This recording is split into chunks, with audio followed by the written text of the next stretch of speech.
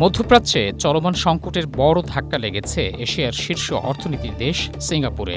Iran যুদ্ধের কারণে দেশটিতে মুদ্রাস্ফীতির আশঙ্কা করছেন অর্থনীতিবিদরা। ছোটখাটো অনেক ব্যবসা বাণিজ্যের কেন্দ্র সিঙ্গাপুরের সরবরাহ ব্যবস্থা বাধাগ্রস্ত এবং জ্বালানির দাম অস্থিতিশীল হওয়ায় দেশটিতে মুদ্রাস্ফীতির এই ঝুঁকি তৈরি হয়েছে। এজন্য মুদ্রানীতি আরও কঠোর করেছে কর্তৃপক্ষ। সিঙ্গাপুর মনিটরি অথরিটি MAS বলছে, মুদ্রাস্ফীতি এবং প্রবৃদ্ধির ঝুঁকির বিষয়টি বিবেচনায় নিয়েছেন তারা। গত ৩ এপ্রিল পর্যন্ত সিঙ্গাপুরে অপরিশোধিত ব্রেন্ট তেলের দাম ব্যারেল প্রতি $109 পৌঁছেছে, যা চলতি বছরের শুরুর হিসেবে দ্বিগুণেরও বেশি। হরমুজ প্রণালী বন্ধ হয়ে যাওয়ায় বর্তমানে বিকল্প হিসেবে ভারত থেকে জ্বালানি আমদানি করায় গুনতে হচ্ছে বাড়তি অর্থ। এছাড়া পরিশোধিত পণ্যের দামও বেড়েছে ৭৮% পর্যন্ত, যার প্রভাব পড়েছে দেশটির সার ও প্লাস্টিকের মতো অতি গুরুত্বপূর্ণ পণ্যের ওপর। এর ফলে নিত্যপণ্য সহ বিভিন্ন জিনিসপত্রের দাম বেড়েছে দেশটিতে।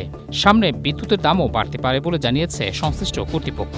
এর ফলে সিঙ্গাপুরে বসবাসকারীদের জন্য সামনের দিনগুলো আরও কঠিন হয়ে উঠতে পারে বলে আশঙ্কা অর্থনীতিবিদদের। দেশটির কেন্দ্রীয় ব্যাংক বলছে, বছর জুড়ে সিঙ্গাপুরের জিডিপি প্রবৃদ্ধির গতি কমবে। এ কারণে মুদ্রানীতি কঠোর এবং মুদ্রাস্ফীতির আশঙ্কার পূর্বাভাসে কোনো পরিবর্তন করা হচ্ছে না বলেও জানিয়েছে সেন্ট্রাল ব্যাংক। মে ব্যাংকের অর্থনীতিবিদ চোয়া হ্যাক বিন মনে করেন, ইরান যুদ্ধ প্রবৃদ্ধির চেয়েও বেশি প্রভাব ফেলবে সিঙ্গাপুরের মুদ্রাস্ফীতির ওপর। এর ফলে জুলাইয়ে আরও একবার মুদ্রানীতিতে পরিবর্তন আনা লাগতে পারে বলে মনে করছেন তিনি। এদিকে মুদ্রানীতিতে পরিবর্তন আনার পর US ডলারের বিপরীতে সিঙ্গাপুরের ডলার স্থিতিশীল অবস্থা ধরে রেখেছে। পরিসংখ্যান বলছে, চলতি বছরের প্রথম প্রান্তিকে অর্থনীতি বৃদ্ধি পেয়েছে ৪.৬%, অথচ প্রত্যাশা ছিল ৫.৯%। এমন বাস্তবতায় নগদ অর্থ এবং জ্বালানি ভাউচার হিসেবে প্রায় $৮০০ মিলিয়ন সহায়তা প্যাকেজ ঘোষণা করেছে দেশটির সরকার।